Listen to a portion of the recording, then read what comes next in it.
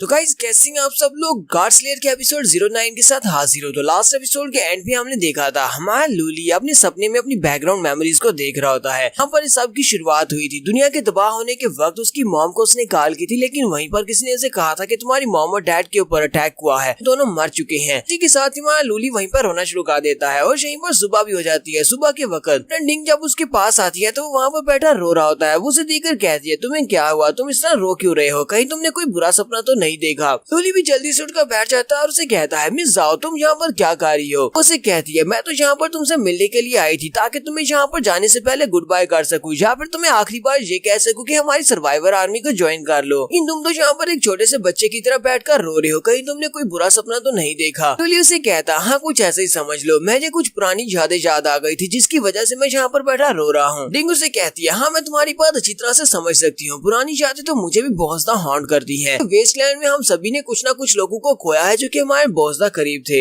ये बताओ कि क्या तुम वाकई में हमें छोड़कर आज जाने वाले हो। इसे कहता है हाँ मैं जहाँ से जाने वाला हूँ, तो मुझे जाकर किसी को ढूंढना है, इसी वजह से मुझे यहाँ से जाना पड़ेगा। रिंग अपने पास एक बैग भी लेकर आई होती है। वो उस बैग को उसकी तरफ फेंकती है और कहती है अच्छा ठीक है, इसके अंदर तुम्हारी सप्लाईज हैं, इस बैग को अपने पास संभाल कर रखना और जाओ अपने दोस्तों को जाकर ढूंढ लो जिसे भी तुम ढूंढना चाहते हो। लूली उसे कहता है लेकिन तुम मुझे ये सर्वाइवर बैग क्यों दे रही हो। वो उसे कहती है तुम बस इसे गिफ्ट समझ लो। लूली उसे कहता है लेकिन ये बैग तो बहुत ज्यादा बड़ा है और उसके अंदर काफी कुछ हो सकता है, मैं इस बैग को कैसे रख सकता हूँ, मैं इस सब का बदला कैसे चुकाऊंगा। डिंग उसे कहती है तुमने बिल्कुल ठीक कहा कि ये बहुत ज्यादा प्रेशियस है, क्योंकि इसके अंदर जितना भी खाना है वो सारे का सारा बहुत ज्यादा कीमती है, क्योंकि दुनिया के तबाह होने के बाद कोई भी इस तरह का नया ताजा खाना उगा नहीं सकता, इसलिए तुम्हें इसे बहुत ज्यादा संभाल कर रखना होगा, एक वक्त पर थोड़ा इस्तेमाल करना। हमारी सर्वाइवर आर्मी पूरी कोशिश कर रही है कि हम लोग यहाँ पर दोबारा सिविलाइजेशन को स्टार्ट कर सके, तो खाने पीने की चीजों को दोबारा से उगाएंगे, न सिर्फ खाने पीने की चीजों को बल्कि सब्जियां और दूसरी चीजें भी उगाएंगे। हम इंसानों को आखिरी दिनों के लिए तैयार रहना चाहिए, इसी वजह से यहाँ पर हमारी हेल्प बहुत ज्यादा जरूरी है। मैंने जहाँ पर तुम्हारी हेल्प कर दी तो बदले में तुम हमारी हेल्प कर सकती हो। रास्ते में तुम्हें जो भी सर्वाइवर मिले उसे हमारी तरफ भेज देना ताकि हमारे हैम को वो ज्वाइन कर सके।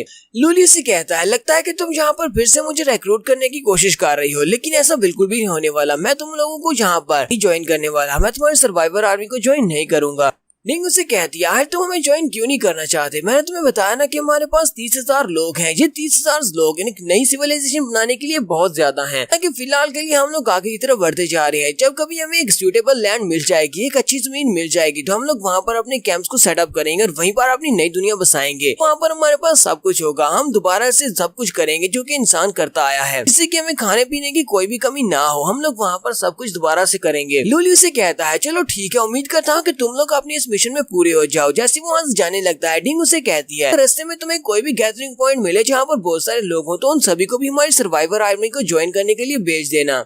लूली उसे कहता है तुम चाहती हो कि रास्ते में जितने भी गैदरिंग पॉइंट्स हो उन सभी लोगों को मैं यहाँ पर भेज दूं, लेकिन तुम इतनी ज्यादा श्योर कैसे हो। नहीं लगता कि तुम लोगों के पास अभी भी कोई भी जमीन नहीं है जहाँ पर तुम सभी लोग एक नई दुनिया बसा सको। तुम लोग इतने सारे लोगों की सेफ्टी का ध्यान कैसे रखोगे, ऊपर से मुझे कैसे पता कि लोगों को कहाँ पर भेजना है। तुम लोग तो कॉन्स्टेंटली मूव करते रहते हो, तो फिर मैं तुम लोगों के पास उन लोगों को कैसे भेजूंगा। जबकि डिंग उसे कहती है तुम्हें डिटेल्स के बारे में और ज्यादा जानने की जरूरत नहीं है, क्योंकि ये एक टॉप सीक्रेट है। हम लोग ऐसी तो अपनी लोकेशन सभी के सामने नहीं रख सकते, तुम्हें पता चल जाएगा तुम्हें कहाँ पर लोगों को भेजना है। लूली उसे कहता है अच्छा ठीक है, अब ठीक है फिर मैं यहाँ से जा रहा हूँ, और वो उसे बाय बोलने के बाद सामने की तरफ चला जाता है। हमारा लूली चलता हुआ डेजर्ट में नॉर्थ की तरफ जा रहा है, जहाँ पर वो किसी को ढूंढने के लिए जा रहा है। तो वो सामने की तरफ चल रहा होता है, तो सामने सिर्फ एक लंबा डेजर्ट होता है। वहीं पर डेजर्ट में एक बड़ी सी चट्टान के पास जाकर बैठ जाता है, बैठा पानी पी रहा होता है। अपना बैग खोलता है और उसके अंदर देखता है। वो कहता है इस बैग के अंदर तो काफी कुछ रखा हुआ है, यहाँ पर एक कंपास है, एक सोलर चार्जर है और उसके साथ साथ ये तो एक केटल भी है। साथ ही वहाँ पर एक छोटा सा रेडियो वॉकी टॉकी भी मिलता है। वो कहता है ये तो एक वॉकी टॉकी है, उस वॉकी टॉकी के अंदर से आवाज भी आ रही होती है, उसके अंदर एक मैसेज दिया जा रहा होता है। वो मैसेज सर्वाइवर आर्मी की तरफ से होता है। लूली कहता है इसी वजह से मिस जाओ ने कहा था कि मुझे खुद ही पता चल जाएगा कि मुझे लोगों को कहाँ पर भेजना है सर्वाइवर आर्मी को ज्वाइन करवाने के लिए। तो उस वॉकी टॉकी के अंदर से जो मैसेज आता है वो कहता है जो लोग भी मेरी बात को सुन रहे हैं, मैं आप लोगों को पहले अपने बारे में बता देता हूँ। मैं सर्वाइवर आर्मी के ब्रॉडकास्ट सेंटर से हूँ। हम लोग यहाँ पर सर्वाइवर आर्मी के मेंबर्स हैं। आइए आप कहीं पर भी हो, आपको उम्मीद नहीं छोड़नी चाहिए। ऐसे लोग जो कि शेल्टर की तलाश में, हम लोग उन लोगों की मदद करते हैं। हम उन सभी लोगों को इस वेस्टलैंड में प्रोटेक्शन देते हैं, खाना देते हैं और रहने के लिए जगह देते हैं। फिर साथ ही वो कहता है, मैं यहाँ पर दोबारा से रिपीट करता हूँ, हम लोग ऐसे लोगों की तलाश में जो कि जिंदा रहने की कोशिश कर रहे हैं। हम सर्वाइवर्स को ढूंढ रहे हैं कि उन्हें अपने पास रिक्रूट कर सके। हमारी सर्वाइवर आर्मी ऐसे लोगों को पनाह देती है जो कि जहाँ पर अपने आप को जिंदा रखने में काफी ज्यादा मुश्किल का सामना कर रहे हैं। हम लोग एक नई दुनिया बनाने की कोशिश कर रहे हैं जहाँ पर हम सभी लोगों के साथ दोबारा से वो सब कुछ करेंगे जो इंसान ने दोबारा पहले किया था। कंप्लीट सिविलाइजेशन को दोबारा जीरो से स्टार्ट करेंगे। उनको हमारे पर भरोसा करना होगा। अगर आप लोग हमारे इस ब्रॉडकास्ट को सुन रहे हैं तो हमें ज्वाइन करने के लिए हमारी तरफ चले आए। हम लोग हर नए आने वाले रिक्रूट को अपनी आर्मी में ज्वाइन करवा लेते हैं। लूली कहता है, लगता है कि ये लोग वाकई में एक नई दुनिया बनाने की कोशिश कर रहे हैं। फिर लूली कहता है, मुझे तो जाकर अंकल ली की वाइफ और उनकी बेटी को ढूंढना होगा क्योंकि मैंने उनसे वादा किया था, उनका ख्याल रखूंगा। इसी वजह से मैं नॉर्थ वेस्ट की तरफ जा रहा हूँ ताकि उसकी वाइफ और उसकी बेटी को ढूंढ सकूं।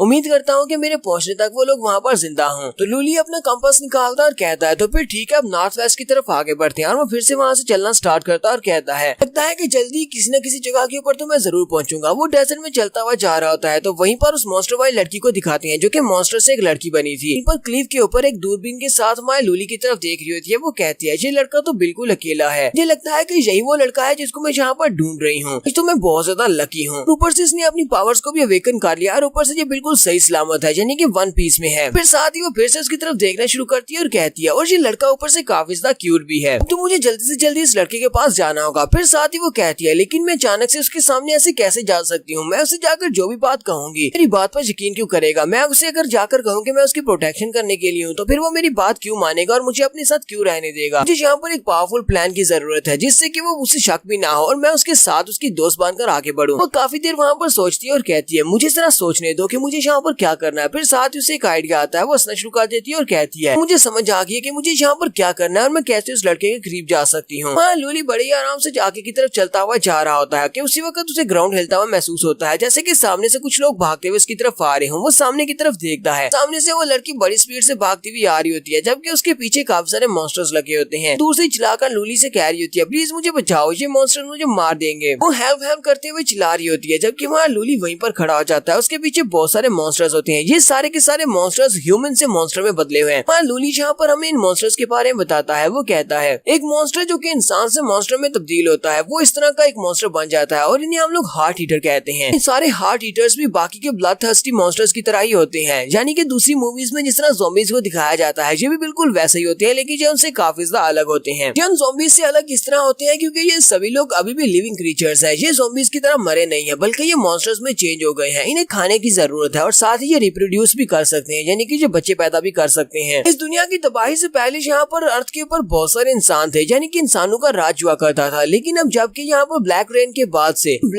बाद से इंसानों के खत्म होने के बाद अब यहाँ पर मॉन्स्टर्स का कब्जा है। इस वक्त दुनिया में इंसानों से ज्यादा हार्ट ईटर्स हैं। इन हार्ट ईटर्स ने पूरी की पूरी दुनिया के ऊपर कब्जा किया हुआ है। इनका खाना हम इंसान है, हम इंसानों को मारते हैं और हम इंसानों को खाते हैं। लेकिन क्योंकि दुनिया की तबाही को काफी साल गुजर चुके हैं, इसी वजह से बहुत ज्यादा सख्त सर्दी की वजह से बहुत सारे हार्ट ईटर्स मर चुके हैं। इन हार्ट ईटर्स की तादाद बहुत ज्यादा कम रह गई है। हालांकि ये मॉन्स्टर्स आपस में रिप्रोड्यूस करके बच्चे पैदा कर सकते हैं, लेकिन इनके मेट कर पाना काफी ज्यादा मुश्किल है। जब कभी इन मॉन्स्टर्स का बच्चा होता है तो वो बच्चा इनसे ज्यादा पावरफुल होता है, यानी कि वो अपने पेरेंट्स से बहुत ज्यादा पावरफुल होता है और पहले से भी ज्यादा मॉन्स्टर्स होता है। यहाँ पर इन हार्ट ईटर्स के बारे में बताने के बाद सीन फिर से प्रेजेंट में आता है। वो लड़की भागती हुई सामने की तरफ लूली की तरफ भाड़ी होती है और चिल्लाकर उसे कह रही होती है, तुम मेरी मदद करो, तुम मेरी मदद क्यों नहीं कर रहे? जैसे वो लूली की तरफ देखती है तो लूली का उसकी मदद करने का कोई भी इरादा नहीं होता। वो वहाँ पर बिल्कुल अजीब सी शक्ल बनाकर खड़ा होता है। वो लड़की कहती है, कहीं ऐसा तो नहीं है कि इसे पता चल गया कि मैं यहाँ पर एक्टिंग कर रही हूँ? लगता है कि मुझे यहाँ पर अपनी एक्टिंग को और ज्यादा पावरफुल बनाना होगा, मुझे यहाँ पर रियल एक्टिंग करनी होगी। वहीं पर एक छोटे से पत्थर के साथ टक्कर लगने का बहाना करती है और वहीं पर नीचे गिर जाती है और फिर से चिल्लाकर कहती है, प्लीज मेरी हेल्प करो, मुझे बचा लो। फकत वो सारे मॉन्स्टर्स उसके करीब पहुंच जाते हैं और वो मॉन्स्टर से नीचे गिरने के बाद उसके ऊपर ही आकर चढ़ जाते हैं कि वो लड़की अब और भी ज्यादा खुश होती है और सोच रही होती है, लगता है कि अब तो वो हीरो बनकर मुझे बचाने के लिए जरूर आएगा। एक खूबसूरत लड़की यहाँ पर बहुत बड़ी मुश्किल में है, वो यहाँ पर मॉन्स्टर्स के हाथों मरने वाली है। उस लड़की को एक हीरो बनना होगा और मुझे यहाँ पर बचाने के लिए आना होगा। लेकिन वो वहीं से पीछे की तरफ अपना सर करके देखती है कि लूली वहाँ पर क्या कर रहा है, उसको बचाने के लिए आ रहा है या नहीं। लेकिन हमारा लूली वहीं पर एक पत्थर के ऊपर आराम से बैठ जाता है, अपने हाथ में पानी की बोतल पकड़ता है और पानी पीना स्टार्ट करता है। लड़की और भी ज्यादा हैरान हो जाती है और कहती है, इस लड़के का मसला क्या है, ये यहाँ पर मुझे बचाने के लिए क्यों नहीं आ रहा? ये वहाँ पर आराम से बैठा बोतल के साथ पानी पी रहा है। लूली उस लड़की की मदद करने के लिए आगे क्यों नहीं बढ़ रहा? वो ऐसा सब कुछ क्यों कर रहा है? क्योंकि जब उसने उस लड़की की तरफ देखा था तो उसकी विंडो में लिखा हुआ था कि इसकी किस्मत बहुत ज्यादा अच्छी है। इसी वजह से लूली उसकी हेल्प नहीं कर रहा। लूली कहता है इसे मेरी हेल्प की क्या जरूरत है जबकि इसकी किस्मत बहुत ज्यादा अच्छी है। इसका मतलब यह है कि यहाँ पर इन मॉन्स्टर्स के हाथों नहीं मरने वाली। सारे के सारे मॉन्स्टर्स उस लड़की के बहुत ज्यादा करीब होते हैं। वो लड़की क्योंकि पहले से गिर चुकी होती है वो उसके ऊपर ही चढ़ जाते हैं और कुछ मॉन्स्टर्स ने तो उसकी चेस्ट के ऊपर भी हाथ रखा होता है और उसे दबा रहे होते हैं। लड़की भी आगे से काफी ज्यादा शेमफुल महसूस कर रही होती है और साथ ही चिल्लाकर कह रही होती है ये मुझे बचाने के लिए क्यों नहीं आ रहा, ये मॉन्स्टर तो यहाँ पर मेरी इज्जत लूटने पर तुले हुए हैं। एंड लूली वहाँ पर बैठकर पानी पीने के बाद पीछे की तरफ मुड़ जाता है और दोबारा से अपना सफर कंटिन्यू करता है जबकि वो लड़की उसकी तरफ देखकर कहती है तुम कहाँ पर जा रहे हो बेवकूफ लड़के, जल्दी से यहाँ पर आओ और मेरी हेल्प करो। दिखाई नहीं दे रहा कि ये सारे मॉन्स्टर्स मेरे साथ क्या कर रहे हैं। यहाँ पर हम लोग अपनी एपिसोड 9 का एंड करेंगे। नेक्स्ट एपिसोड में देखेंगे क्या हमारा लूली इस लड़की की हेल्प करने के लिए आएगा या नहीं। एपिसोड की एक्सप्लेनेशन अच्छी लगी हो तो कमेंट करके जरूर बताइएगा। चैनल को सब्सक्राइब कर दे, वीडियो को लाइक और शेयर कर दे। शुक्रिया।